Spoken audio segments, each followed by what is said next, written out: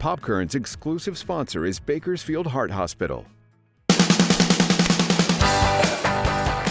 Welcome back to Popkern, and can you believe it is already Memorial Day? We are getting ready for this weekend by firing up our grill for the first time this year. We're gonna make some burgers and some steaks with the help of some local experts. Let's go.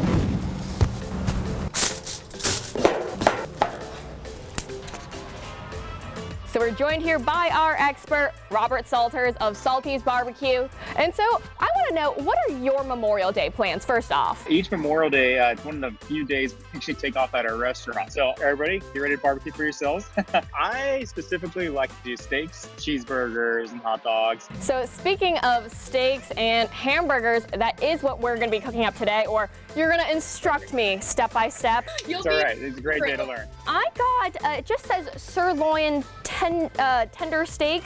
What are sort of the key tips to picking out a steak to grill? First thing I look for is some good marbling. That's actually like the intravenous fat that's kind of strewn within the steak. Typically that means that it's going to be more tender after you cook it. So basically, don't shy away from fat.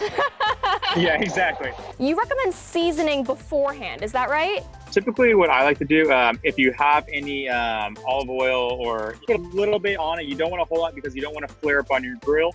All right, we got a tiny drizzle. It's kind of the fun part about barbecuing is you can make your own seasoning blends. You can grab some paprika, some garlic powder, maybe some like Cajun or, red pepper flakes to get a little sweet, spicy kick. You can do whatever you want. I do have here some garlic powder, and we'll maybe put that on 2 of the steaks. And then how much seasoning am I using? This doesn't have salt in it. You don't want a thick coating, I guess you would say. You just want enough that you kind of cover the top, kind of massage it into the meat. What I really like to use is Tony's. It's kind of like a Creole seasoning, I guess. Like an all-purpose seasoning salt? Yes, Okay. exactly. I get a hot grill going, I throw them right on there. All right.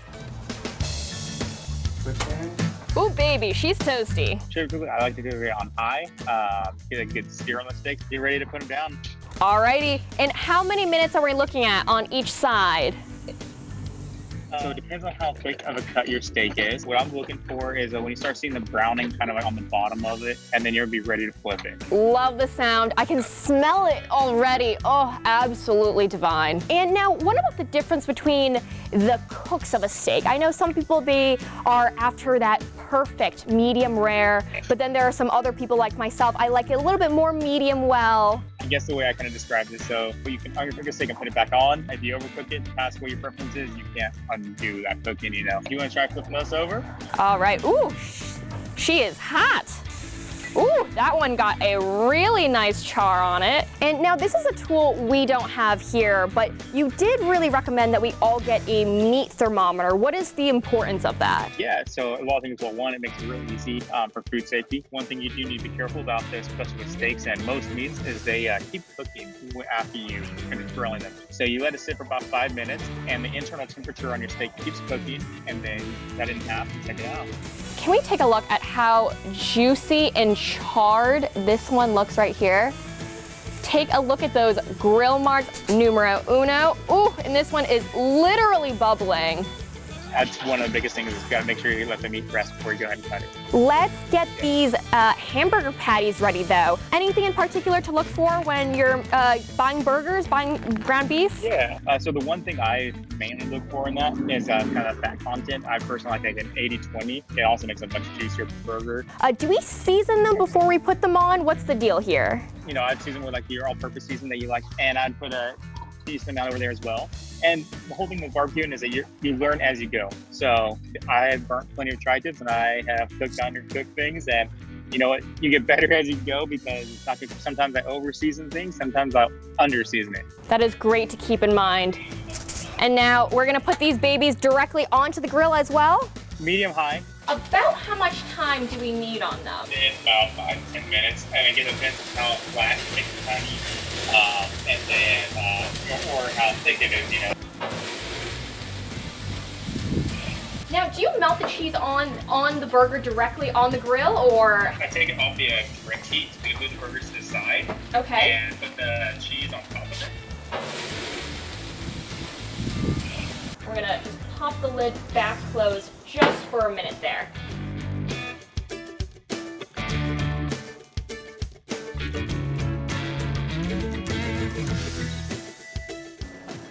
burger baby off the grill. Ooh!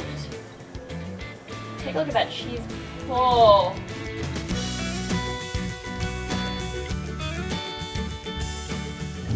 All right, Robert, I am so excited to eat.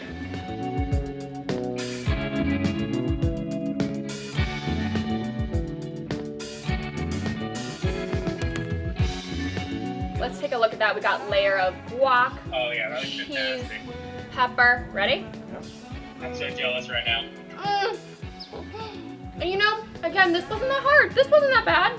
No, and it's pretty quick too. In our finale. You always want to cook against a grain, no matter what meat you're in. It makes it cut more tender. This is one tasty learning process. At the very beginning of this coronavirus pandemic, you guys launched this Make a Difference Monday initiative. If anybody knows anybody that could use some help or just a little bit of uplift, it could be the family that, you know, has lost a job recently or can't work due to an illness, you know. You give them a full meal. Each restaurant does a different meal, you know. Whew. Well, one burger and 2 steaks down, it is absolutely time for a nap. So thank you all so much for joining us this week, and happy Memorial Day. I know the holiday will look a little bit unconventional this year, but I still hope you find a way to fire up that grill or cook something yummy and celebrate with your loved ones virtually. I'll see you next Friday at noon. How do you turn it off? Oh no! So we got this issue here. One of them split. Let's freaking eat. You don't have anywhere to be, do you?